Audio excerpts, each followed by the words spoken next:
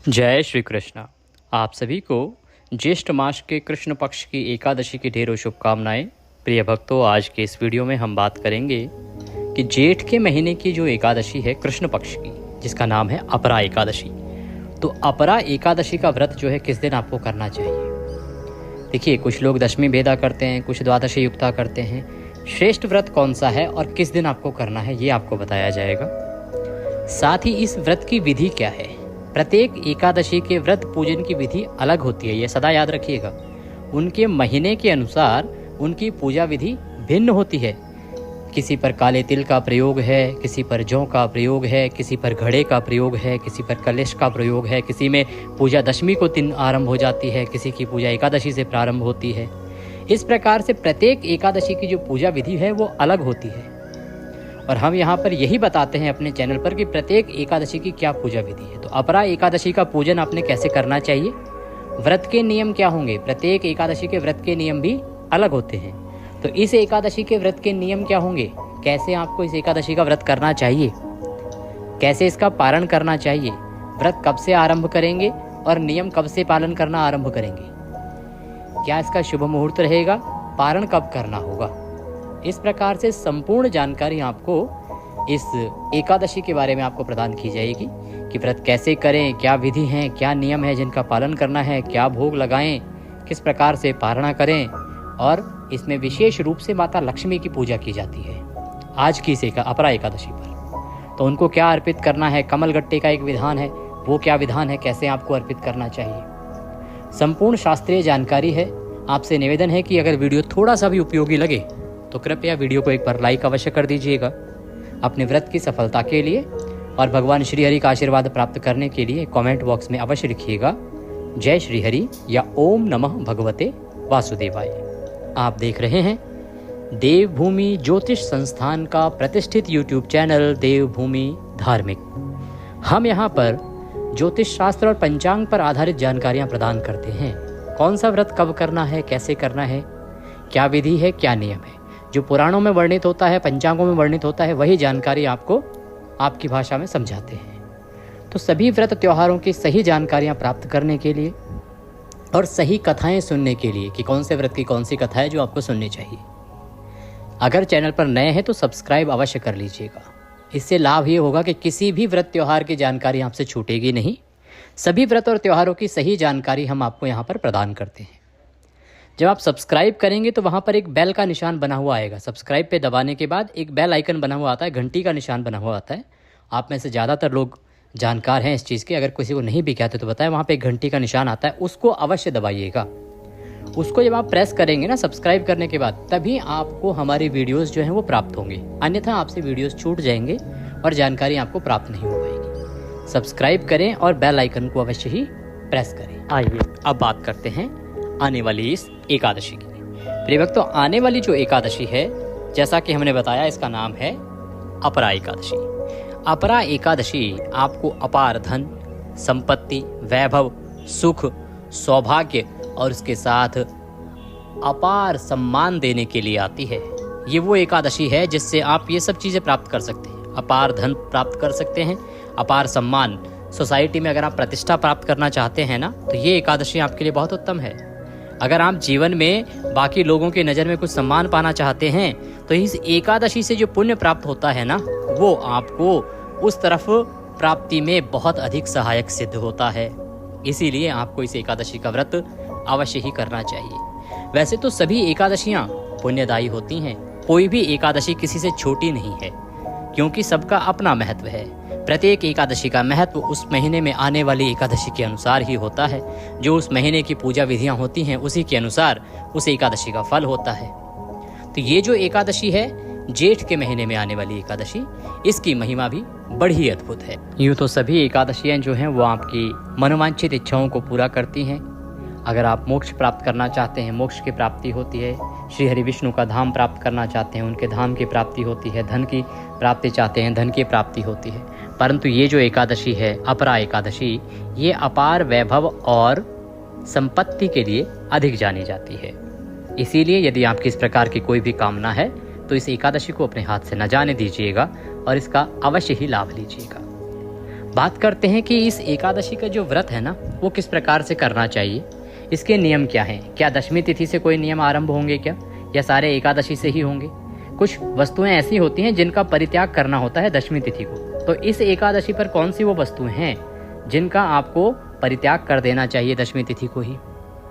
देखिए प्रिय भक्तों, कुछ वस्तुएं तो ऐसी होती हैं जो प्रत्येक एकादशी पर ही वर्जित होती हैं, अर्थात किसी भी एकादशी पर उनको प्रयोग नहीं करना चाहिए। कुछ वस्तुएं ऐसी होती हैं जो किसी किसी एकादशी के लिए वर्जित होती हैं। तो इस एकादशी पर जो आने वाली एकादशी है जिसका नाम अपरा एकादशी है, अपरा एकादशी पर वो कौन सी वस्तुएं हैं जिनका आपको प्रयोग नहीं करना चाहिए, उसकी चर्चा एक बार कर लेते हैं।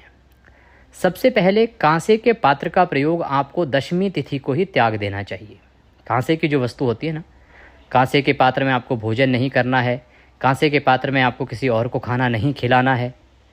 कांसे के पात्र का प्रयोग ही आपने दशमी तिथि अर्थात व्रत से एक दिन पहले ही बंद कर देना है, इसका आपको ध्यान रखना चाहिए। इसमें हमारे कुछ दर्शक हैं जो कमेंट करके पूछ रहे हैं पिछले काफ़ी समय से कि क्या हम लड्डू गोपाल जी को भोग लगा सकते हैं क्या, क्योंकि हम कांसे के पात्र में ही उनको भोग लगाते हैं, भोजन देते हैं, उनकी थाली कांसे की है। देखिए, अगर दशमी तिथि को वर्जित है तो सबके लिए वर्जित है। आप भगवान को भी उसमें क्यों भोग लगाते हैं, आप अन्य पात्र में भोग लगाइए उस दिन। दशमी तिथि, एकादशी और द्वादशी कांसे का प्रयोग ना करें। मसूर की दाल, मसूर की दाल सभी एकादशियों पर वर्जित बताई गई है, सभी एकादशियों पर नहीं खानी चाहिए। चने का साग किसी भी एकादशी पर नहीं खाना चाहिए, पत्तेदार सब्जियां नहीं खानी चाहिए। शहद का प्रयोग भी एकादशी के दिन वर्जित कहा गया है। कुछ एक एकादशी ऐसी हैं जिसमें द्वादशी के दिन इसका प्रयोग किया जा सकता है, उत्तम भी माना गया है। जैसे कि वैशाख की एकादशी थी, वैशाख शुक्ला एकादशी, उस पर द्वादशी के दिन शहद युक्त भोजन, शहद युक्त चावल भगवान को अर्पित करने की विधि और विधान बहुत बड़ा था और उसका पर्व बहुत बड़ा था, उससे मिलने वाला जो पुण्य था वह बहुत अधिक था। परंतु एकादशी के दिन, दशमी के दिन आपको शहद पूर्ण रूप से वर्जित है और लगभग सभी एकादशियों पर इसको वर्जित बताया गया है। बात करते हैं कि ये जो एकादशी अपरा, उस पर कौन सी वस्तुएं हैं। देखिए, ये वस्तुएं तो खानी ही नहीं है, प्रयोग करनी ही नहीं है। इनके अतिरिक्त अब जो वस्तुएं हैं जो केवल इस एकादशी पर, अपरा एकादशी पर वर्जित बताई गई हैं, उनमें आती है गोभी, फूल गोभी जो आती है ना, गोभी का आपको सेवन नहीं करना है, बैगन का सेवन नहीं करना है और मूली का सेवन नहीं करना है। ये तीनों ज्येष्ठ कृष्णा एकादशी पर वर्जित बताई गई हैं। बाकी जो हमने बताया है कि क्या क्या वर्जित है वो तो आपको मानना ही है, वो तो वर्जित है ही। इनका त्याग आप दशमी तिथि को कर देंगे। दशमी तिथि से ही आपको ब्रह्मचर्य धारण कर लेना है। दशमी तिथि को ही आप अपने बाल धो लीजिए, क्योंकि एकादशी के दिन बाल भी नहीं धोए जाते हैं, तो आप दशमी तिथि को ही बाल धो लीजिएगा। कुछ प्रांतों में ये प्रथा नहीं मानी जाती है, तो अगर आपके यहाँ ऐसा है तो आप अपने हिसाब से देख लीजिएगा। वैसे मनाही होती है एकादशी के दिन बाल धोने की, तो आप एक दिन पहले ही बाल धो लीजिएगा अपने और ब्रह्मचर्य धारण कर लीजिएगा। ब्रह्मचर्य का जो नियम है ना, ये दशमी से आरंभ होकर द्वादशी को पारण तक आपको मानना होता है। इसके विषय में पुनः एक बार हम बताना चाहेंगे कि ये जो नियम है इसकी अवहेलना नहीं होनी चाहिए, अर्थात ये खंडित नहीं होना चाहिए। हमारे बहुत से दर्शक हैं, हमारी बहुत सी माताएं, बहनें, भाई, बंधु कई बार कमेंट करके पूछते हैं इस विषय में कि अगर गलती हो जाए, कुछ ऐसा हो जाए तो क्या किया जाए। देखिए, अनजाने में हुई गलती के लिए क्षमा प्रार्थना है। हम आपको बताते भी हैं कि किस एकादशी पर आपको किस प्रकार से क्षमा याचना करनी चाहिए। ये विधि होती है पारण वाले दिन। अगर आपसे अनजाने में कुछ ऐसा हो गया है, आपको ज्ञात नहीं था कि ये पाप जनित कृत्य है इस दिन के लिए, तो आप पारण जब करेंगे उस दिन इसकी क्षमा याचना होती है, और वो हम प्रत्येक एकादशी के पारण वाले वीडियो में आपको बताते हैं। ठीक है जी, तो अगर कुछ ऐसा होता है तो आप पारण वाला वीडियो देख लीजिएगा। अगर जानबूझ के, जैसे कि अब आपको पता है जी कि एकादशी का जो व्रत है इसमें ब्रह्मचर्य का पालन आपको पूर्ण रूप से करना चाहिए, दशमी तिथि से ही आरंभ कर देना चाहिए, और ये जानने के बाद भी अगर आप गलती करते हैं तो ये घोर अपराध की श्रेणी में है। ऐसे में जो आप व्रत करेंगे वो केवल ना खंडित होगा, वो खंडित ना होके वो आपको पाप भी जनित करेगा, आपके लिए पाप भी उत्पन्न करेगा, क्योंकि आप एक प्रकार से भगवान की इस व्रत का मजाक बना रहे हैं। ये कोई खेल नहीं है। आप नहीं जानते किसी नियम के बारे में, फिर वो टूट जाए तो वो अनजाने में हुई गलती है, उसके लिए हमारे शास्त्रों में क्षमा याचना है, विधान है। परंतु आप जानते बूझते हुए, आपको पता है कि ये अपराध है, उसके बाद भी अगर कोई गलती करते हैं तो आप सभी ज्ञानी जन हैं, हमारे जो अन्य दर्शक हैं वो भी इससे सहमत होंगे कि उसके लिए हमारे धर्म में ऐसी कोई स्थान नहीं है जहाँ पर कि आपको उसकी क्षमा याचना मिल सके। भी सभी अपराधों के लिए कुछ ना कुछ नियम होते हैं, तो वो नियम की जानकारी के लिए आप कमेंट बॉक्स में लिख के पूछ सकते हैं। तो ब्रह्मचर्य आपको अवश्य धारण करना है और इसमें किसी भी प्रकार की कोई कोताही ना बरतिएगा, ध्यान रखिएगा। ये दशमी तिथि से आरंभ कर देना है। दशमी तिथि के रात्रि को आप भोजन ना ग्रहण करें, ऐसा नियम कहता है कि रात्रि को अन्न ग्रहण नहीं करना चाहिए। दशमी तिथि को, दशमी तिथि को ही आपने मांसाहार त्याग देना है। मांस मदिरा आदि का सेवन यदि आपके यहाँ होता है ना, तो आप वह दशमी तिथि को ही त्याग कर दीजिएगा, त्याग दीजिएगा। कि हमारे बहुत से ऐसे दर्शक हैं, बहुत से हमारे सनातनी हैं जो वैसे तो मांसाहार करते हैं और मदिरा पान भी करते हैं, लेकिन वो एकादशी का व्रत नियम पालन भी करते हैं। तो आप लोगों को दशमी तिथि से ही वो सब त्याग देना चाहिए। नौमी को ही आप उनका सेवन कर सकते हैं, व्रत के एक दिन पहले ही वो छोड़ देना है। अन्न की जहाँ तक बात है तो अन्न आप ग्रहण कर सकते हैं और अन्न में रात्रि भोजन तो मना किया गया है, परंतु आजकल क्योंकि सभी की किसी न किसी प्रकार की दवाइयाँ चल रही होती हैं, तो उस अवस्था में आप मेडिसिन आदि हैं तो आप रात का खाना खाइएगा, अन्न ग्रहण कीजिएगा। अपने मुंह को अच्छे से साफ कीजिएगा, दंत धावन कीजिएगा अच्छे से, जिससे कि अन्न का कोई भी दाना आपके मुंह में ना रहे। और उसके बाद आप रात्रि शयन कीजिएगा। एकादशी वाले दिन आपको सुबह सूर्योदय से पहले उठ जाना चाहिए। ये जो एकादशी है ना, आने वाली एकादशी अपरा एकादशी, इसका स्नान जो है, क्योंकि ये जेठ की एकादशी है, जेठ मास में गंगा स्नान की बड़ी महिमा है। अगर संभव है आपके लिए गंगा स्नान जाना तो आप गंगा स्नान जाइए, बहुत उत्तम रहेगा। गंगा स्नान के लिए ना जा पाए ना, तो आप घर पर ही गंगा स्नान कीजिएगा। ब्रह्म मुहूर्त में कर सकते हैं तो सर्वोत्तम रहेगा। उठने के बाद जब आप स्नान के लिए पानी भरेंगे ना, तो उस बाल्टी में पहले थोड़ा सा गंगा जल डालिएगा और उसके बाद थोड़े से जौ डाल लीजिएगा। उस जल से हर हर गंगे बोलते हुए स्नान कीजिएगा। ये आपके लिए गंगा स्नान का फल देगा। अगर आप नहीं जा पा रहे हैं किसी कारण से गंगा स्नान के लिए, तो ये विधि आप घर पर ही स्नान करते हुए अपना लीजिएगा, आपके लिए अवश्य ही कल्याणकारी सिद्ध होगी। स्नान आदि करने के बाद आपको सूर्य देव को अवश्य ही जल देना है और गंगा जल युक्त जल से ही आपको जल देना है। अगर त्रिवेणी का जल है तो उत्तम है, वो प्रयोग कर सकते हैं। अन्यथा गंगा जल, जिस भी लोटे से आप जल देंगे ना, उस लोटे में पहले गंगा जल भरिएगा, उसके बाद शुद्ध जल भरिएगा और उससे आप भगवान को अर्घ दीजिएगा, सूर्य नारायण भगवान को। थोड़ी सी रौली उसमें डाल लीजिएगा, लाल रंग का पुष्प मिल जाए तो उत्तम है। क्योंकि ये जो महीना है जेठ का, इसमें सूर्य देव की महिमा भी बहुत अधिक बताई गई है। सूर्य देव की आराधना भी आपके लिए कल्याणकारी होती है और एकादशी बहुत ही उत्तम दिन होता है। इस दिन आप जितना पूजन करेंगे किसी देवता का, उसका अन्य तिथियों के तुलना में बहुत अधिक फल प्राप्त होता है। तो आप सूर्य देव को अवश्य जल दीजिएगा। सूर्य देव को जल देने के साथ अगर पीपल पे जल दे सकें तो पीपल पे जल दीजिएगा। तुलसी माता को एकादशी के दिन जल दे सकते हैं, कोई दोष नहीं है। पुनः बताएं, एकादशी के दिन जल देने का कोई दोष हमें किसी पुराण में नहीं दिखाई दिया है, किसी शास्त्र में ऐसा नहीं लिखा है। कुछ जगह हो सकता है मनगढ़ंत कुछ बातें चल रही होती हैं। हाँ, द्वादशी के दिन तुलसी माता को न छूना चाहिए, न पत्ते तोड़ने चाहिए, न मंजरी उतारने चाहिए। ये घोर पाप है। हमने इस विषय पर बहुत रिसर्च किया, हमने 6 पुराणों से जानकारी निकाली और वहाँ पर भी हमें केवल द्वादशी का वर्णन मिला। एकादशी पर किसी पुराण में ऐसा नहीं लिखा कि ये वर्जित है। तो आप जल दे सकते हैं और वो वीडियो बहुत महत्वपूर्ण है। पुनः एक बार आपको बताऊंगा कि अगर आपने वो वीडियो नहीं देखा है तो उसे अवश्य देखिएगा। अगर आप तुलसी पूजन करते हैं, तुलसी माता को जल देते हैं, तो वो वीडियो आपको अवश्य देखना चाहिए, क्योंकि वो एक ऐसा वीडियो है जो पूरी तरह से शास्त्रों पर आधारित है, पुराणों पर आधारित है। 6 पुराणों से हमने जानकारी जुटाई है। उसको देख के आपको पता लग जाएगा साफ साफ कि आपको कैसे तुलसी पूजन करना चाहिए, कब तुलसी पूजन करना चाहिए और कब नहीं करना चाहिए, और क्या गलती से बचना चाहिए। तो तुलसी माता को जल दीजिएगा। इसके बाद आपका जो पूजा स्थल है उसकी साफ सफाई कीजिए। पूजा की सामग्री को एकत्र करके उत्तर दिशा की ओर मुख करके बैठ जाएं। उत्तर दिशा में स्थान खाली ना हो तो पूर्व दिशा की ओर भी मुख कर सकते हैं। तांबे का एक लोटा लीजिएगा, उसमें पहले थोड़ा गंगा जल भरिएगा, उसके बाद शुद्ध जल भरिएगा। बाकी सारी सामग्री को एकत्र करके आसन लगा के बैठ जाइएगा। सबसे पहले सामग्री का शुद्धिकरण, स्थान का शुद्धिकरण, फिर पूजन संकल्प करते हुए करेंगे और आगे बढ़ेंगे।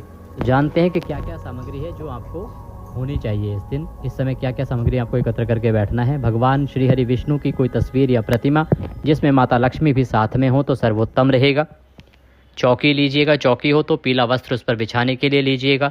रौली, मौली, पान, सुपारी, लौंग, इलायची, धूप, दीप, नैवेद्य भगवान को अर्पित करने के लिए, फूलों की माला, फूल, पंचामृत बनाने के लिए कच्चा दूध, दही, घी, शक्कर और गंगाजल, इत्र और जनेऊ, तांबे का एक लोटा। ये सारी सामग्री है जो आपको प्रयोग लानी है।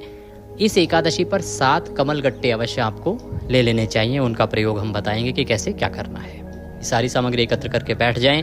लोटे में जो गंगाजल युक्त जल भरा है उसमें एक फूल डुबोइए और उस फूल से सभी सामग्री पर और जिस स्थान पर बैठकर आप सब पूजन कर रहे हैं ना, वहाँ पर जल के छींटे देंगे। हम यहाँ से मंत्र पढ़ते हैं, वो शुद्धिकरण के लिए है, पवित्रीकरण के लिए है। ओम पवित्रो अपवित्रों सर्वांग वस्थांगतो पिवाम यह स्मरेत पुंडरीकाक्षम सवायंतरः शुचिः ओम। इस प्रकार से आपने स्थान का और सभी सामग्री का शुद्धिकरण किया है। अब भगवान को स्थापित करेंगे। चौकी लगाइए, चौकी पर पीला वस्त्र बिछाइए। वस्त्र बिछाकर भगवान को पुष्प के रूप में निवेदन कीजिए, पुष्प हाथ में लेके कि प्रभु ये पुष्प हम आपको आसन के रूप में निवेदित कर रहे हैं। आप इन पुष्प को आसन के रूप में ग्रहण करें और इस पर विराजमान हो तथा हमारी पूजा को स्वीकार करें। इस प्रकार से पुष्प वहाँ अर्पित कर दीजिए। भगवान श्री हरि विष्णु की तस्वीर, प्रतिमा जो भी आपके पास है उसको स्थापित कीजिए। भगवान के सामने घी का दिया रखिए। घी का दिया रखने के साथ ही धूप रखिए। स्थापना करने के बाद अपने हाथ धो लीजिए। सीधे हाथ में 1 चम्मच से जल लीजिएगा। एक एक मंत्र पर 1-1 चम्मच जल पी के आप जल आचमनी करेंगे। ये पूजा की विधि होती है। अब आप पूजा के लिए तैयार हो रहे हैं तो 1 चम्मच जल लीजिए। ओम माधवाय नमः जल लीजिए, पी जाइए। ओम केशवाय नमः जल लीजिए, पी जाइए। ओम नारायणाय नमः जल लीजिए, पी जाइए। ओम ऋषिकेशाय नमो नमः हस्तो प्रक्षालनम हाथ धो लीजिए। हाथ धोने के बाद अपने आप को तिलक कीजिए। तिलक करके मौली बांधिए। यदि पारिवारिक जन भी आपके साथ बैठ के कोई पूजन कर रहा है तो उन्हें भी तिलक कीजिए, मौली बांधिए। व्रत करने का आप संकल्प करेंगे। धूप को जला दीजिए और दीप को जला दीजिए। दीप प्रज्वलित कीजिए, धूप प्रज्वलित कीजिए और संकल्प करने के लिए अपने सीधे हाथ पे जल लीजिए। 1 रुपये का सिक्का दक्षिणा के रूप में कम से कम रखिए और 3 बार बोलिए ओम श्री विष्णु, ओम श्री विष्णु, ओम श्री विष्णु। अपना नाम, अपना गोत्र, जिस स्थान पर बैठकर आप संकल्प कर रहे हैं वहाँ का मकान नंबर, क्षेत्र का नाम, शहर का नाम, ज्येष्ठ मासे कृष्ण पक्षे अपरा एकादश्यायाम पुण्यतिथियो आयु आरोग्यता प्राप्त्यार्थाय, सुख संपत्ति प्राप्त्यार्थाय, अचल संपत्ति प्राप्त्यार्थाय, वैभव प्राप्त्यार्थाय एकादशी व्रत पूजनम संकल्पम संकरिष्ये।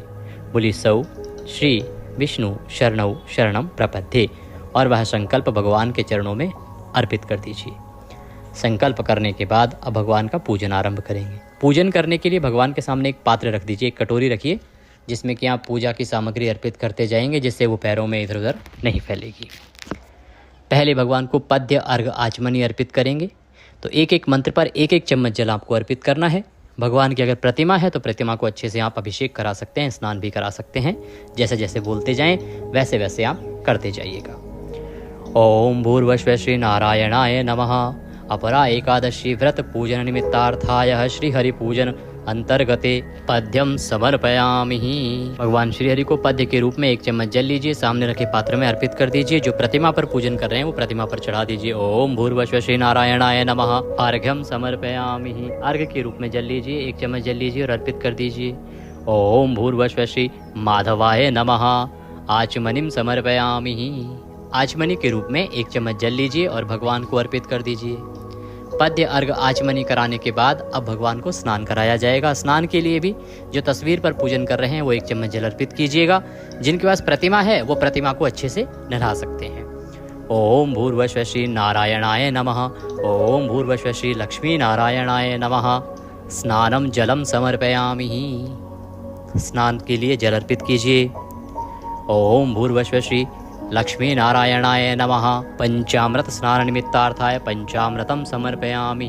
पंचामृत स्नान के लिए पंचामृत अर्पित करेंगे। अब भगवान को, लक्ष्मी नारायण जी को पंचामृत बनाइए और पंचामृत बना के उसको फूल पर लगा लीजिए और वह फूल अर्पित कीजिए। जो प्रतिमा पर पूजन कर रहे हैं वो प्रतिमा को अच्छे से नहलाइए पंचामृत से। ओम भूर्भुवः श्री नारायणाय नमः शुद्ध्योतक स्नान निमित्तार्थाय शुद्ध जलम समर्पयामि। जो आप पंचामृत स्नान करा चुके हैं अब शुद्ध जल से पुनः स्नान कराएंगे, तो आप शुद्ध जल लीजिए, अर्पित कीजिए। जो प्रतिमा पर पूजन कर रहे हैं वो शुद्ध जल से उनको अच्छे से नहलाइए। याद रखें जिनके पास त्रिवेणी का जल है वो त्रिवेणी का जल प्रयोग कीजिएगा। त्रिवेणी के जल का क्या क्या प्रयोग है इस एकादशी पर, इसका वीडियो हम पहले ही अपलोड कर चुके हैं, उसको अवश्य देख लीजिएगा। अगर आप कुंभ होके आए हैं, त्रिवेणी का जल भी लाए हैं, उसकी महिमा बहुत है, तो उस वीडियो को देखिएगा। आपके लिए अति कल्याणकारी रहेगा वो वीडियो कि कैसे त्रिवेणी के जल से इस एकादशी की पूजा आप कर सकते हैं। स्नान कराने के बाद भगवान को वस्त्र अर्पित किया जाएगा। ओम भूर्भुवः श्री नारायणाय नमः वस्त्रम समर्पयामि। वस्त्र के रूप में मौली का टुकड़ा तोड़िए, भगवान को अर्पित कीजिए। वस्त्रम उपवस्त्रम यज्ञोपवीतम। यज्ञोपवीत क्या? जनेऊ अर्पित करेंगे। जनेऊ अर्पित करने से पहले जनेऊ पर ना रौली का तिलक कर लीजिएगा। रौली का तिलक कर लीजिएगा, फिर चढ़ाइएगा। ओम भूर्भुवः श्री नारायणाय नमः यज्ञोपवीतम समर्पयामि। यज्ञोपवीत अर्पित करने के बाद अब भगवान को इत्र अर्पित करेंगे। इत्र को फूल पर लगा लीजिए या रुई पर लगा लीजिए और फिर अर्पित कीजिए। ओम भूर्भुवः श्री माधवाय नमः इत्रम समर्पयामि। इत्र अर्पित कीजिए। इत्र चढ़ाने के बाद भगवान को तिलक करेंगे। प्रेम से तिलक कीजिएगा। ओम भूर्भुवः श्री नारायणाय नमः तिलकम समर्पयामि। तिलक के बाद भगवान को पुष्प अर्पित करेंगे। फूलों की माला हो तो माला पहनाइएगा। ओम भूर्भुवः श्री नारायणाय नमः पुष्पम समर्पयामि माल्यार्पणम कुरुः। माला पहनाइए, माला है तो, और पुष्प अर्पित कीजिए। पुष्प अर्पित करने के बाद अब भगवान को धूप दीप दिखाएंगे। धूप दिखाएंगे, दीप दिखाएंगे। ओम भूर्भुवः श्री नारायणाय नमः धूपम अर्पयामि। ओम भूर्भुवः श्री नारायणाय नमः दीपम दर्शयामि। धूप दीप दिखाएंगे। धूप दीप दिखा के अब भगवान को नैवेद्य अर्पित करेंगे। नैवेद्य के रूप में जो मिठाई है तो मिठाई अर्पित कीजिएगा। मिठाई नहीं है तो फल चढ़ाइएगा, अन्यथा मिश्री लेके वह भी चढ़ा सकते हैं। ओम भूर्भुवः श्री नारायणाय नमः नैवेद्यम समर्पयामि। नैवेद्य अर्पित कीजिए। नैवेद्य के बाद जलाचमनी कराई जाती है, तो 1 चम्मच में जल लीजिए और अर्पित कीजिएगा। ओम भूर्भुवः श्री नारायणाय नमः भोजनान्ते जलाचमनिम समर्पयामि। जलाचमनी कराइए भोजन के बाद वाली। अब भगवान को आप कमलगट्टे अर्पित कीजिएगा। पद्म बीजम, 7 कमलगट्टे हैं, माता लक्ष्मी को अर्पित कीजिएगा। हाथ जोड़ के माता से निवेदन कीजिएगा, हे मातेश्वरी, आज हम जो पूजन कर रहे हैं इसमें ये पद्म बीज हम आपको अर्पित कर रहे हैं, इन्हें आप स्वीकार करें। और जो आपकी कामना है, इसको धन प्राप्ति को लेके, अचल संपत्ति को लेके, वह माता के सामने निवेदित कीजिएगा और कमलगट्टे अर्पित कीजिएगा। ओम भूर्भुवः श्री महालक्ष्मी देव्याय नमः पद्म बीजम समर्पयामि। पद्म बीज अर्पित कर दीजिए। ये एक चमत्कारिक उपाय है आपके लिए इस एकादशी पर। ये आपको इसीलिए अर्पित करना चाहिए जिससे कि माता लक्ष्मी प्रसन्न हो और आपकी मनोकामना पूर्ण हो। अब तांबूल अर्पित किया जाएगा। तांबूल क्या होता है? पान का पत्ता लीजिए, उसमें 2 लौंग, 2 इलायची, 1 सुपारी रखिए और वह बीड़ा बना भगवान श्री हरि विष्णु को अर्पित करेंगे। ओम भूर्भुवः श्री नारायणाय नमः तांबूलम समर्पयामि तांबूलम पूंगी फलम शुभ दक्षिणायाम शुभदो वरदो भवः। अब भगवान को दक्षिणा अर्पित करेंगे। हाथ में दक्षिणा जो भी अर्पित करना चाहते हैं लीजिएगा और भगवान को चढ़ाइएगा। ओम भूर्भुवः श्री नारायणाय नमः शुभ दक्षिणायाम समर्पयामि। दक्षिणा अर्पित करके हाथ जोड़ के नमस्कार कीजिए। एकादशी की कथा सुनिए और विष्णु सहस्त्रनाम अवश्य सुनिए। संभव है तो नारायण रक्षा कवच भी सुनिएगा। ये सभी वीडियोस आपको आपके इसी चैनल देवभूमि पर प्रत्येक एकादशी पर अपलोड किए जाते हैं, तो उनका लाभ लीजिएगा। YouTube पर कथा सुनते समय ध्यान रखें कि बहुत सारे ऐसे भी चैनल हैं जो किसी भी कथा को किसी भी नाम से चला देते हैं, क्योंकि उनका पांडित्य कर्म से कोई लेना देना नहीं होता है। तो ये जो चैनल है, ये ज्योतिष संस्थान का चैनल है, तो आप कृपया हमारे चैनल को सब्सक्राइब कर लें, जिससे कि आप सही कथा सुन सकें, सही पुराण सुन सकें। कथा सुन के, विष्णु सहस्त्र नाम सुन के, नारायण रक्षा कवच सुन के आरती करें। आरती करके नियमों के अनुसार दिन को व्यतीत करें। नियम हमने पहले बता दिए हैं आपको। ब्रह्मचर्य अनिवार्य नियम है। दिन में हो सके तो कीर्तन कीजिए, भगवान की भक्ति कीजिए, जितना हो सके उनके बारे में सुनिए, पढ़िए, उनकी कथाएं सुनिए। सायंकाल को हो सके कीर्तन कीजिए, रात्रि काल को हो सके जागरण कीजिए और अगले दिन पारण के लिए सूर्य उदय से पहले उठ जाइए। किसी से झगड़ा नहीं करना, कोई झूठ नहीं बोलना, अपशब्दों का प्रयोग नहीं करना और घर में शांति का, खुशी का माहौल रखना है बना के, जो कि आपके घर में आज भगवान विराजमान हैं, तो किसी प्रकार का कोलाहल घर में नहीं होना चाहिए। इस प्रकार से दिन को व्यतीत करें। अगले दिन व्रत का पारण करेंगे। पारण की संपूर्ण जानकारी पारण वाले वीडियो में हम आपको अवश्य प्रदान करेंगे, क्योंकि बहुत छोटी छोटी बारीक चीज़ें होती हैं पारण वाले दिन, और अगर आपसे कोई गलती हुई होती है तो उसकी क्षमा याचना कैसे करनी होती है वो भी बहुत विशेष विषय होता है। तो आप पारण का वीडियो अवश्य देख लीजिएगा। एकादशी वाले दिन 1 बजे हम लोग अपलोड करते हैं, आपको अवश्य ही मिल जाएगा। बात करेंगे कि एकादशी का ये व्रत करना कब है और शुभ मुहूर्त क्या रहेगा। देखिए, एकादशी जो तिथि है ना, वो आरंभ हो रही है 22 तारीख की रात्रि को 1:12 पर, और 23 तारीख को या रात्रि को 10:30 बजे के आसपास समाप्त हो जाएगी, 10:29 पे। ऐसे में 23 तारीख को सूर्य के मुख से एकादशी है, तो उदया तिथिमान के अनुसार 23 को ही व्रत किया जाएगा, क्योंकि द्वादशी भी इसमें आ रही है, तो ये श्रेष्ठ व्रत हो गया, द्वादशी युक्ता व्रत हो गया। 23 तारीख को व्रत करेंगे, 24 को करेंगे व्रत का पारण। शुभ मुहूर्त की बात करें तो शुक्रवार का दिन है 23 तारीख को, और शुक्रवार के पहले 3 चौघड़ियां उत्तम होते हैं, इसीलिए सूर्य उदय से और 4.5 घंटे तक का समय, अगर आपके यहाँ पे सूर्य उदय 5:30 हो रहा है तो उसके बाद 4.5 घंटे तक का समय श्रेष्ठ है। उसके बाद 1.5 घंटे का समय सही नहीं होगा, फिर 5वां चौघड़िया उत्तम आएगा, इसमें आप पूजन कर लीजिएगा। श्री हरि।